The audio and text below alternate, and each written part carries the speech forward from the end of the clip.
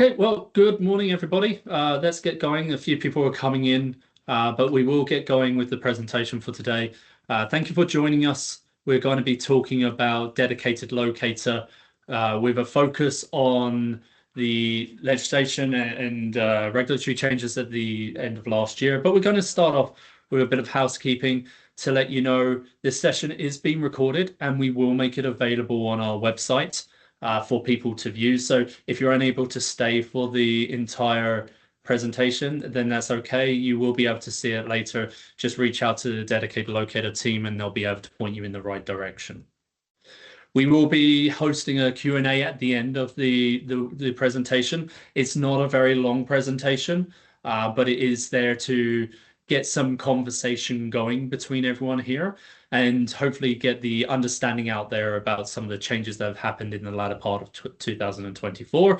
So if you do have questions, please use the Q&A button and submit your question to the DL team. They'll be reviewing those questions throughout the presentation, and then we will ask and answer them at the end of the presentation itself. And finally, if you do have any questions after the webinar has been completed, please do feel free to reach out to the DL team. You can contact them at dl@ontariooneCall.ca. Or if you want to ask any other questions or set up a meeting of any sort, the team is there and available for conversations and a question and answer beyond what we're talking about today. So today we're going to cover a few different topics. We're going to give a quick update about what we saw throughout 2024 in terms of numbers and the projects that happened out there. We're going to have a quick recap of the regulation that was released in October, and then we're going to talk about the legislative amendments that came into force in December. So if we have a look at the numbers of what we saw in 2024, we saw quite a number of locate requests come through related to dedicated locator projects. In excess of 50,000 requests actually came through throughout the year. As you can see, there was quite a peak in May. And we see that dedicated locators continue through the year, obviously less used throughout the off-peak season. So you're looking at your November, December, January, and February. But the one thing to note here is that although it's not used as much, it is actually used more than the standard locates or the public stream. And you can see that with the gray dashed line as a percentage of the dedicated locator request compared to the public stream requests coming into Ontario One Call here.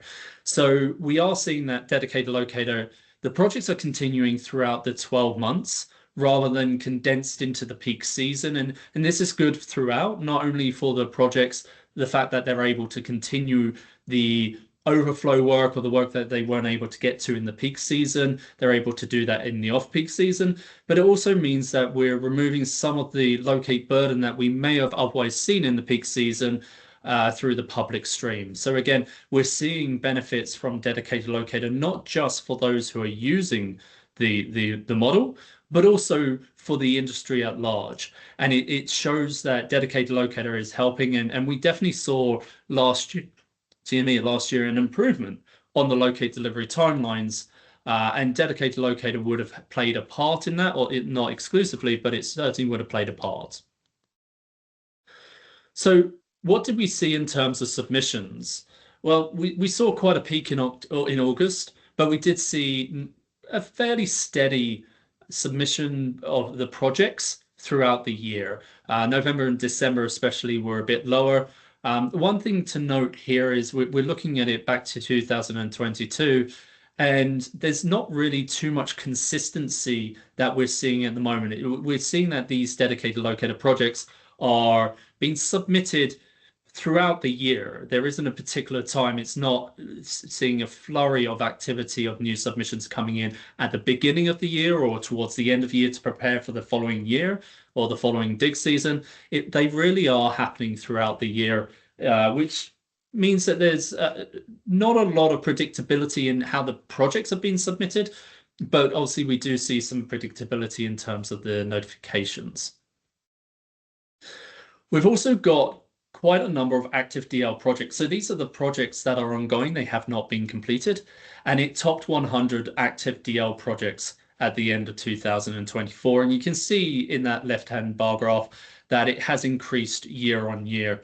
Now, some of these active projects may be ones that have been submitted and started in previous years, but these are the projects that are long-term projects, the projects that are really reaping the rewards of using dedicated locator. And we can also see that the project submissions has increased year on year. And between 2023 and 2024, there was only an increase of 6, but we are seeing more projects getting submitted into the system. And then finally, project owners. That was quite a large jump from 2023 to 2024. And in fact, you can see there was quite a substantial jump the year before as well. So we're seeing more project owners. That's the excavation company, the UIOs that are having the infrastructure installed. Those are the project owners. More and more project owners are coming on board and looking to utilize dedicated locator to reap the rewards of the control over the locate delivery timelines. So initially, a lot of people saw that dedicated locator was focused on broadband projects. And that was what we saw specifically, or in the first year. We saw mostly it was broadband. And second year, we saw broadband and a couple of different sectors coming in. But certainly what we've seen in the last year is municipalities have joined and they're starting to see the benefit. We've also seen hydro companies, gas companies, developers, transit and highways. Multiple types of projects out there in the industry are starting to use dedicated locator, and they're definitely reaping the rewards of the delivery timelines that they're able to control. And certainly one of the big ones that we're seeing now is the land developers. We're seeing new subdivisions that have interest, and also commercial land developers as well as the LRTs in transit and some of the highway reconstruction or new highways looking to use the model. So more and more entities are starting to look at dedicated locator and how they can use it and benefit from the use. Now we're going to talk very briefly about the regulation that came in October. Now this is the regulation for the non-application of Section 7. Section 7 is the section that refers to dedicated locator in our legislation. Now this was introduced in October 9th of last year, and it is one that is applicable for designated broadband projects. So it is up to the discretion of the project owner of those projects that are designated broadband, that is government-funded broadband projects, and it is to not use dedicated locator. So these are the mandatory projects that otherwise would have been mandated to use dedicated locator. This regulation enables them to not use dedicated locator for their specific project. There are some conditions under which that project must fall. For example, it must be in a municipality of less 100,000 people, or it must be in Northern Ontario. And the affected UIOs and project owner cannot have agreed upon a DLSP. If any of those conditions are not correct, then it doesn't fall under this non-application regulation. So it either has to be less than 100,000 or in the north, and regardless of either one, it also means that the UIOs and project owner cannot have agreed upon a DLSP. And then the submission of the notice would come to Ontario One Call, either via a notice to Ontario One Call if no 90-day notice or project submission notice has been submitted to Ontario One Call, or if it has, then the project owner also has to notify all of the UIOs that had previously been notified of this dedicated locator project. So we're going to move on to the legislative change that we saw come into force December 4th of last year. Now, this was an amendment to our legislation to allow underground infrastructure owners to make a request to Ontario One Call to complete their own locates. Now, it was brought in to offer greater flexibility and improve the ability for project owners to start their projects on time. we're going to have to go into all of these, but we need to focus that there cannot be an agreement on a DLSP. There is some time frames and considerations about the request, and we'll go into those in a little bit more detail now. Firstly, a project notice will be submitted to Ontario One Call, and Ontario One Call will then take, within 3 business days, notify all of the underground infrastructure owners within the area of this project that they are in the vicinity of the project and have to either agree upon a DLSP within 10 business days, or within the same 10 business days, submit a request to Ontario One Call for the approval to conduct their own locates. So that 10 business days has always been there, but now within the same 10 business day timeline, the UIO is able to submit a request to Ontario One Call.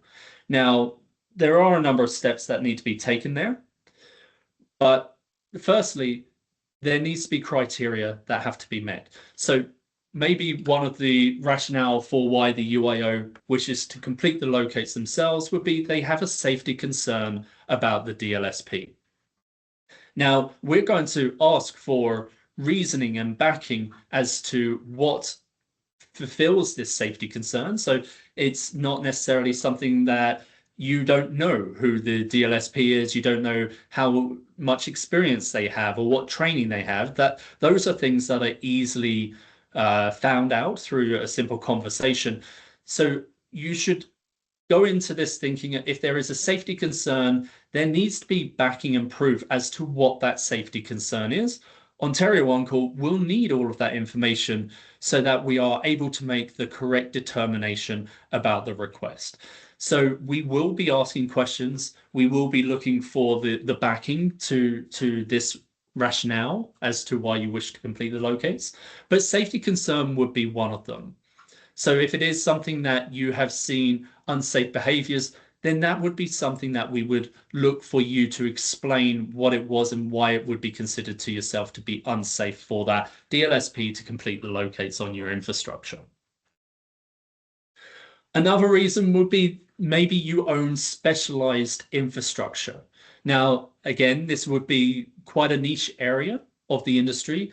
Not everyone owns specialized infrastructure. For example, hydro, although specialized in nature compared to fiber, wouldn't be specialized infrastructure for a locating service to locate the infrastructure. So it would be something that, again, it would be infrastructure that needs extra trainings that are only available to certain personnel, or there is other reasons as to why your infrastructure is so unique that you would be required to complete the locates on that infrastructure. Again, Ontario One Call would need the backing and the information as to why you are requesting to complete these locates so that we can make the right determination in whether to approve the request or not. And then the third one is limitation of the member mapping. Now, this one, obviously, each owner of underground infrastructure should know exactly where their infrastructure is. They should have appropriate mapping. But if for whatever reason that the mapping isn't sufficient enough to complete locates to a safe standard, then that could be considered a rationale for the UIO to complete those locates. Again, this is something that the industry should be working towards moving away from. We absolutely should know where our infrastructure is. If you're already locating the infrastructure, you have an understanding of where your infrastructure is. And we should be documenting that in the appropriate way, a digital format, and moving in that direction. So certainly we would expect that all owners of underground infrastructure are at minimum moving towards having sufficient mapping to provide to the DLSP. But if today that is not something that you have, but you have a process in place where you're moving towards that, then that is something that could be considered under this legislation. And finally, under legislation, the minister has the ability to prescribe other factors that would fall under this legislation. At this time, there has been nothing else added, so it's just the three above, but the minister does have that option. Once the UIO has submitted the request to complete their locates themselves, Ontario One Call will start looking into the matter. And Ontario One Call will have 15 business days in which to consider the request and provide written notice of the decision to all parties. We will give a notice of our findings, and there would be no right to appeal under the legislation. Now, again, I want to emphasize that anyone making a request will be required to provide the appropriate information, the appropriate backing to this request, so that we're able to make that determination. And in this 15 business days, Ontario One Call may reach out for some clarification or further information as to why you're suggesting that you must complete the locates yourselves. So you should be open to those conversations and able to respond in an appropriate timeline, because obviously 15 business days is not always a long period of time if the flow of information is slow. And obviously, if we're looking to approve the request, we need to have that information available. So any delays make it a little bit more difficult on our end to be able to do that. So make sure that you're fully prepared with all of the information to provide to Ontario One Call and be available for conversations thereafter if need be. And then there are some next steps in terms of what would be required from the UIO, whether it's approved or not approved. But let's move on to this flow chart, which talks about the stages. I've been through most of this, but we'll just have a quick run through again to just bring it all in together. So the project owner will submit a notice to Ontario One Call for their project, and within 3 business days, we would be required to notify all of the owners of underground infrastructure that are affected by that dedicated locator notice. Then within 10 business days, the UIO must agree upon a DLSP with the project owner, or they must make a request to Ontario One Call for the approval for them to locate their own underground infrastructure. If the UIO has made that request to locate their own underground infrastructure, within 15 business days, Ontario One Call will make a determination. If that determination is that it's not approved, then that UIO will have 10 business days to agree upon the DLSP with the project owner. If it is approved, then it moves on, and then the DLSP would complete the locates for those who have agreed to the use of the DLSP for this particular project.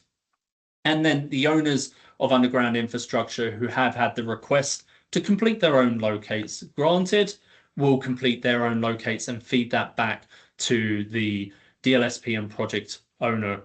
And that would be done in the timeline for the project itself, but certainly within the 5 or 10 business days, depending on the locate size required for the locate requests as they're submitted by the project owner or the DLSP.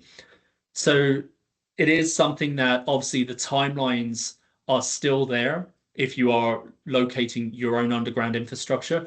So this is something that you wouldn't be having extended timelines necessarily. And certainly if you are looking to locate your own underground infrastructure, a lot of the projects that are out there currently, we are seeing that the amount of requests going through are quite substantial because they're large-scale projects, they're complex projects.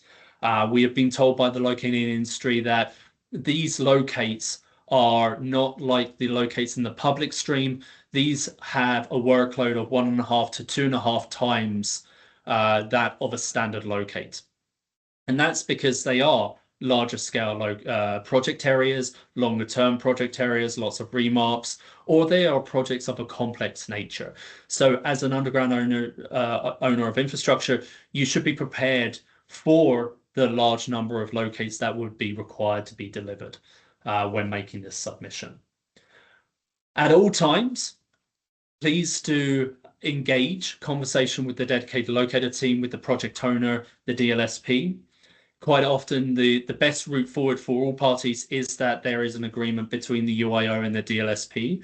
And sometimes the conversations don't always start off in a way where you might think that it's going to come to a fruitful uh, ending, but certainly involving the dedicated locator team who have seen a vast array of scenarios has actually helped everyone understand how moving some of these projects over to DL is absolutely beneficial to the UIO and to the locates industry at large. As I say, these are the longer term, the more complex locates, and the DLSPs are highly trained, experienced locators, so they are completing locates to a higher level a lot of the time. So these are things that having those conversations before we go through and just submit a request like this are very important. And if you need any help in setting up those conversations, reach out to the DL team. As I say, you can reach them at dl@ontariooneCall.ca, set up a meeting, have that conversation. Let's see the best route forward for all parties, and we can connect the different parties so that you can understand the pathway forward. So that's the overview of the legislation and the requirements and how to go through it. One final thing before we get onto the Q&A, I'd like to just mention we do have our annual town hall. Last year was our first year. It was very successful. We have it coming up again in March, Wednesday, March the 5th, between 10:30 and 12. I encourage everyone on this call to turn up. If you have other people that might need to or want to learn more about Dedicated Locator, turn up. We will be releasing the agenda for the day shortly and starting to communicate how to sign up for this. But certainly this is always a really good event where we invite others to come and talk about Dedicated Locator and their experiences as well. So it's a really great webinar, town hall, and an ability again for people to come and ask questions so that you have a better understanding of what Dedicated Locator is, the offering, and how it benefits you, whether you're a project owner or an underground infrastructure owner. It does improve a lot of what we see out there in the industry. So with that, I'm going to pass it over to my team to see if there are any questions out there. So DL team, I'll hand it over to you. Hi, thank you so much, Adam. So we do have a question to start off with, and we're just gonna suggest anyone who has a question, you can post that in the Q&A or feel free to raise your hand. We'll be watching that for that as well. Our first question here is, do 5-day locates still apply to a project? We thought that it was automatically 10 days if a project includes both public and private property. So, and then on a side note, my question would be, how does this apply to DL as well? So the 5 and 10 days in DL. So obviously there is the 5 and the 10 days, depending on the locate size, single civic or an advanced locate request. So that would apply in this situation, we are told. The one thing to note here is, in reality, I don't foresee very many, if any, of the locate requests being just a single civic. That's not the type of project owner that we're seeing utilize dedicated locator, but it is a potential that a single civic would require 5 business days. So how would it affect dedicated locator? As I say, I mention it just because of the potential of it being there, but the reality of the single civics being part of these larger, longer term projects is pretty limited. All right, thank you very much. Our next one here, has the word project been given a definition within the Act? So no, I don't believe it has a definition within the Act. Perhaps it does whoever answers that, if they wish to elaborate further verbally, if there's more to that conversation, maybe you're wanting an understanding of what we would consider a project. There isn't an explicit definition. But if you want to ask that question verbally, please feel free to raise your hand and we can certainly open your mic. All right, we do have one hand raised, so we're going to pass it over to Kevin here. Hi, Kevin. Hello, and thank you for taking my question. So it's just sparked a conversation internally over here as to somebody was applying for a DLSP. We asked what the scope of the project was, but the scope of the project seemed very open-ended. It was more of sort of a maintenance approach to underground infrastructure, and they just wanted to be able to use a DLSP ongoingly for the maintenance of their plant. This generated a conversation where everybody was sort of determined. Like most projects, if you look up, well, when we looked up definition of project, one of the characteristics of a project was it had a beginning and an end, and there was a goal to be reached. So a project had a scopable whatever variable to it. Like it was something that upon completion the DLSP would no longer be required. Right. So we reached out to one call, and one call seemed to think that there was absolutely no reason why a project would need to have those sort of constraints. So I would think that this would be a little easily applied if, the word project had a general definition within the act where it could be anything. It doesn't need to have a definitive scope, beginning or end. So we have current DLSPs that are just going to be DLSPs ongoingly. Yeah, absolutely. And that is something that has been discussed quite a bit in the industry. And certainly I see more so in the realm of municipalities, people interested in using this for not necessarily specific projects as you talk about maybe a water main reconstruction project. That's what we would traditionally consider to be a project, but certainly the use of dedicated locator for their individual project works, whether that be their maintenance work, and people are looking to utilize dedicated locator for that. I do foresee that actually being a benefit to the industry still. In fact, it's something that can remove a lot of the again the burdensome, perhaps the more complex, repetitive tasks, locates that are required from the UIOs from the public stream. So I do see the desire for some of the project owners to use it. Certainly, there isn't anything that would suggest that it's not available for situations like that. It does mean that as a UIO, perhaps you would approach those discussions slightly differently. And I think that's perhaps where you're coming from with this, is how do you approach that? But certainly there's nothing prohibiting people from utilizing dedicated locator for tasks like that. All right. Thank you very much, Adam. We're going to go on to our next question. We have, does OOC maintain a real-time safety record of DLSPs? In short, no. Today we do not. It's not something that we have the information available to us.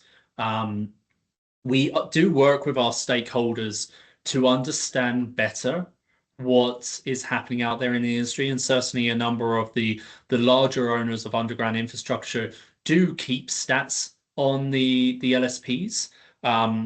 It is something that we will continue to work with those members to better understand that information, and ideally we would like to have that information available out there. It's not necessarily easily achievable at the moment, because really it's not always down to the LSP. It could just be down to the locator. So having those multiple levels, and locators do go from LSP to LSP. So really, one thing that I would encourage anyone that's trying to find out more information about the LSPs and their track record is asking the DLSP to provide records of training, record of experience, and perhaps that's something that as a UIO, you're able to connect with other UIOs, and DL can potentially put you in contact with other UIOs if you would like. But having that conversation between UIOs to understand what other people have experienced from these DLSPs, because there are a number of DLSPs out there who are not widely known, but have locators on staff that have 10, 20, 30 years of experience.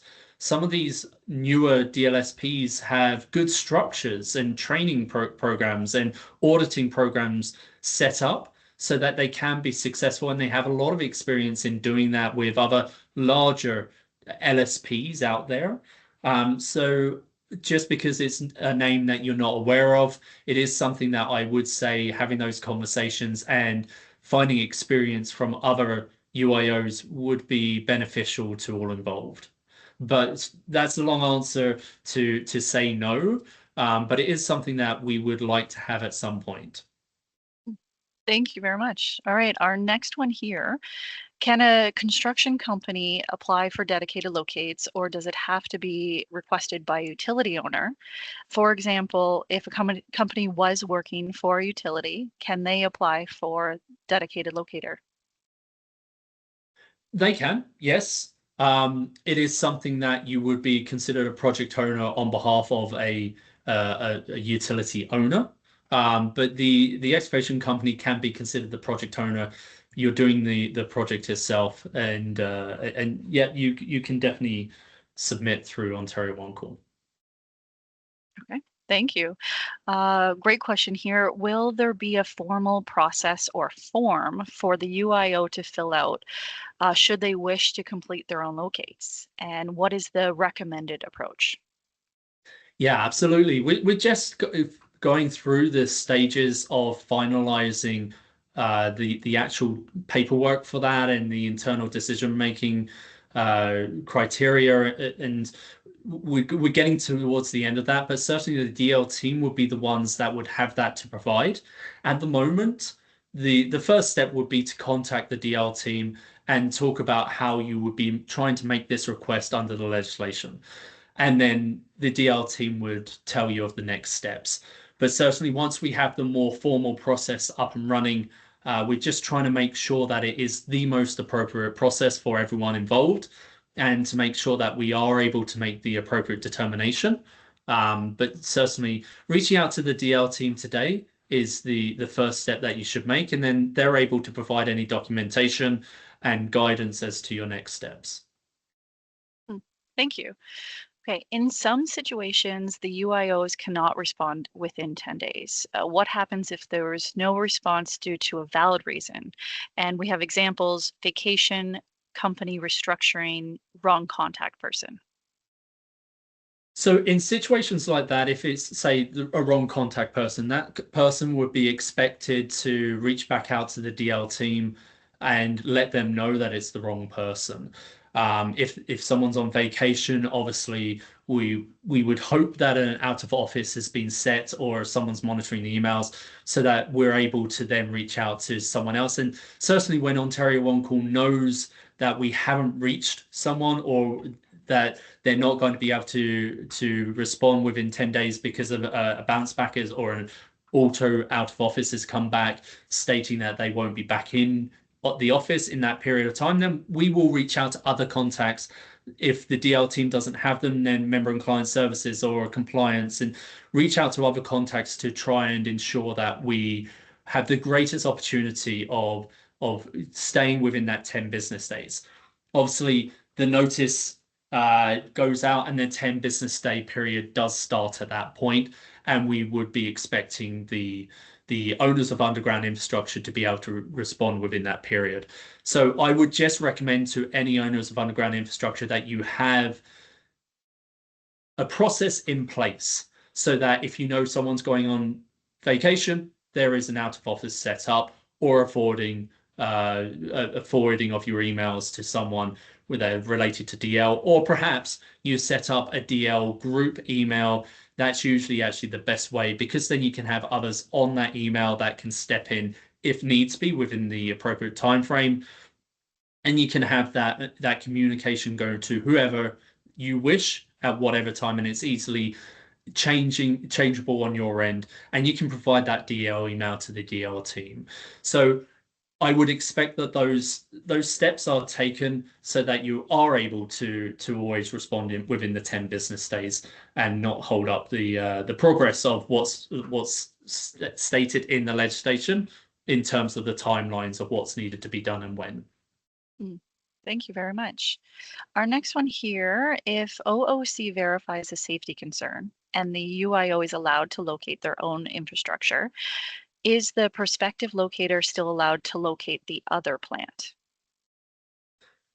So if the other UIOs have agreed upon the use of the dedicated locator, then yes, certainly one UIO may consider and have reasons as to why it's a safety concern, but that doesn't necessarily translate to the other UIOs. So the DLSP would continue to complete the locates for the UIOs who have agreed to the use of that DLSP.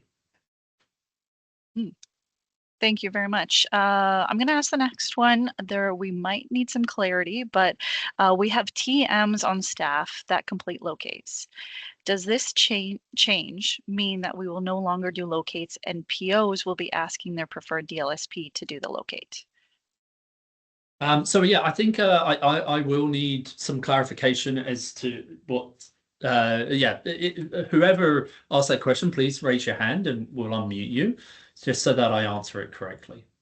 Yes, absolutely. Okay, so we do have a hand raised, so we'll pass it along to Michael here. Hi, we have an underground water line, and for the last 10 years or maybe more, we've been using our own team members on staff to complete locates as they come through Ontario One Call. Forgive my ignorance, I'm not fully up to speed on the dedicated locator program, but I think what I'm hearing is that we no longer will be doing our own locates.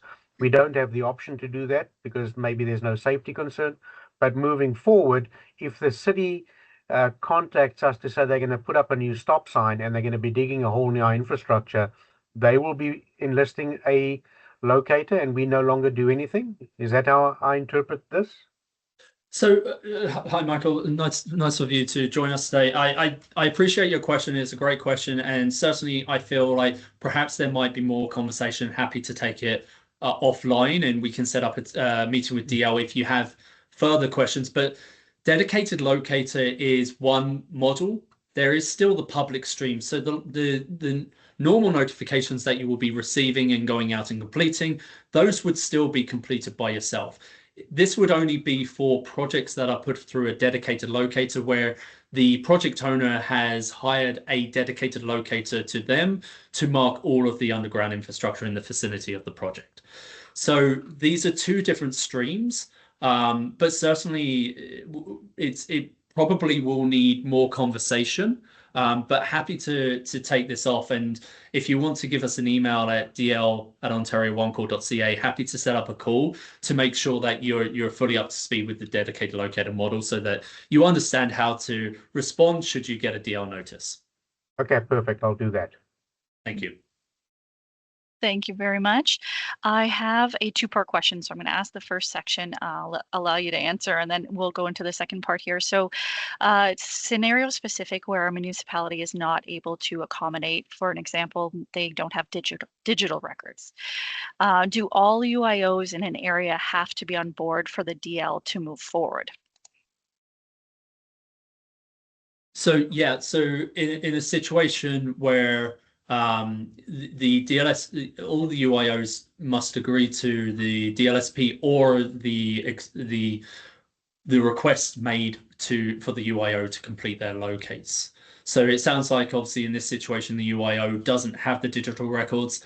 That doesn't necessarily mean that the locator can't complete the locates. There might be something, and again, this is where having conversations before submitting these requests are important, because the DLSP, it may be able to take the records that you do have and create their own digital version for their own locating means, depending on the quality of that mapping. So having those conversations in advance is really quite important. But certainly, yes, either we looked for the agreeing upon the DLSP or the request for the UIO to complete their own locates. Those are the two streams for the project to proceed. Thank you very much, and forgive me, I asked both those questions in the same statement. So that one is complete, and we do not have any further questions. Is anyone able to raise their hand and ask their question out loud?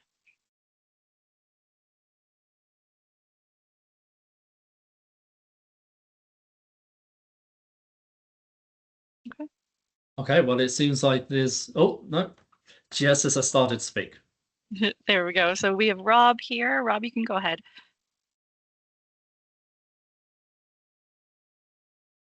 Oh, Rob, you I might. think Rob's still muted. Yes, Rob, you might still be muted, so just double check your settings there. How's that? That's perfect. Perfect. Thank you. Okay. Thanks, guys. Yeah, my question is just more so surrounding this legislative change about a UIO deciding to complete their own locate.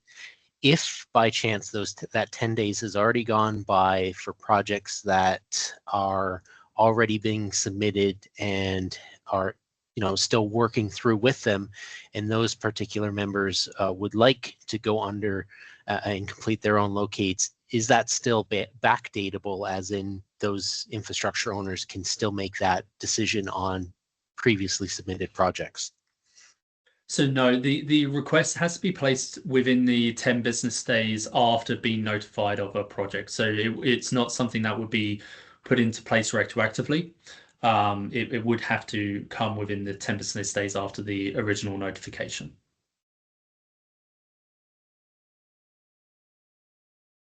Thank you, Rob. If there is a follow-up question, feel free again to raise your hand, and we'll just check the chat one more time. Oh, I apologize. Q&A is what we're going to check.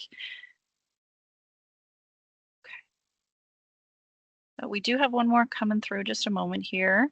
If there are errors on the locate due to lack of records or existing records not being accurate, which causes damage to an underground infrastructure, who bears the liability, the DL or the UIO?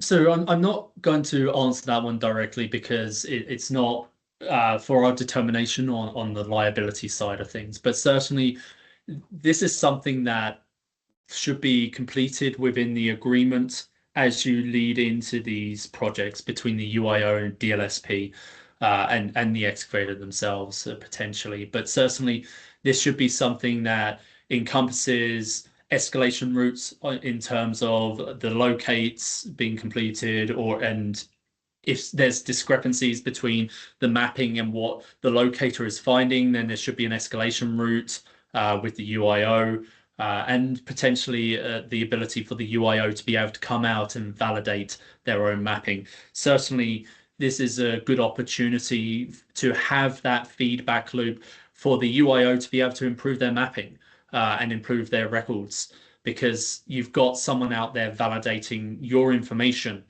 potentially on a daily basis, depending on the project itself. So I would say I'm not going to talk about liability itself, but the UIO should have accurate records to provide to the DLSP, and the DLSP should have an escalation route to the UIO should there be any discrepancies in that locating. Thank you. Can municipalities choose to use DL for their own sewer and water projects throughout the year? Yeah, absolutely. Sewer and water projects are a great example of projects that can benefit from using dedicated locator.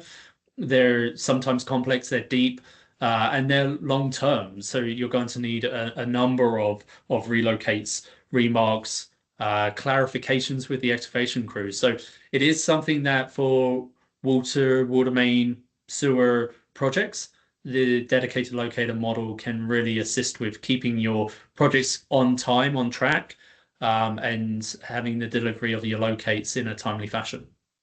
Thank you. And there's a follow-up to that. Can they also use it for their emergencies as well? So currently we're not using dedicated locator for emergencies. It is something that we are looking into potentially in the future, but we're trying to understand how emergencies would fit with dedicated locator. Today, there's too many unknowns to us to be able to understand how emergencies can be successfully used with dedicated locator. That doesn't mean it won't be used in the future. But yeah, today it's not something that would be used within the dedicated locator model. Okay, appreciate it. Good question. Is any entity monitoring project owners who submit tickets under the public gloat, but they are mandated to go DL because they have received government funding? So it is something that it's monitored, and certainly we're in contact. But if it's something that it is seen that an ISP is submitting through the public stream when they're mandated, then you can certainly reach out to the DL team or to the compliance team at Ontario One Call, and we can look into it further. But certainly it's something that there are times when even if an ISP is doing work in an area where they have government funding, it may not be, sorry, part of that project. So we have seen a number of tickets that are sent to us and it's actually not related to the government funded work. It's other maintenance work or something along those lines. So it is something that does need looking into. But certainly it can be escalated to either the DL team or the compliance team here at Ontario One Call, and we will look into that further. Thank you. Our next one here, does this legislation, sorry, it just says this legislation, only apply to provincially funded projects or federal? So this would be under any of the government-funded broadband projects. So I'm not going to actually answer that one, but I believe it's federal and provincial, but we will clarify and put that in an FAQ on our website. All right, thank you. We have a general DL question coming through here. Who decides who will be the dedicated locator? So that would be an agreement between the UIO and the project owner. And certainly the project owner is going to propose a dedicated locator that they would like to use. That might be for a vast array of reasons, but they will put forward their preferred dedicated locator when they submit the notice to Ontario One Call. But it is something that would be a discussion between the two parties because it is an agreement between the two parties, certainly. Very good. Okay, that does bring us to the end of our questions that are in the Q&A right now. If anyone wants to raise their hand, now's the time. Okay, Adam, that might bring us to the end of questions today. Perfect. Well, thank you very much for answering those. And thank you very much for everyone answering the questions today. Thank you for joining us. Again, I will just put out there, the email address is up on the screen if you have any further questions. If you wish to take any of the topics offline, have a further discussion, please do reach out to us. We're more than happy to have that conversation. If you're considering using dedicated locator, again, reach out to the DL team. They have an awful lot of information that they can provide to you so that you can make the right determination whether you want to use dedicated locator or not. But certainly there are an awful lot of benefits in using it. And there are an awful lot of benefits for the underground infrastructure owners in participating and being set up ready to allow these DL projects to go ahead in your area. And certainly we've seen a lot of the benefits to all parties last year, and we've seen DL become more widely adopted in all of the other sectors throughout the province. And we expect that it will continue to grow in usage and in different areas throughout the province. So if you have any other questions, any other conversations, please reach out. Happy to have that chat. And thanks very much for joining us today. Bye now.